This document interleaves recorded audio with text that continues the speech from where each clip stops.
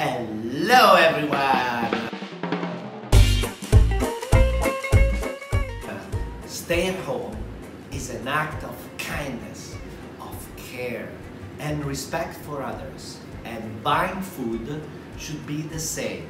That's why I want to share with you some tips on how to buy food responsibly. The perfect shopping list from Massimo Bottura: celery, carrots, onion, a little bit of leek, a little bit of garlic, lots of tomatoes, lots of pasta.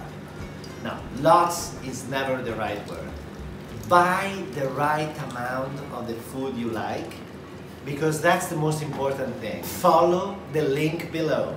Remember, we might be separated, but we are all in this together.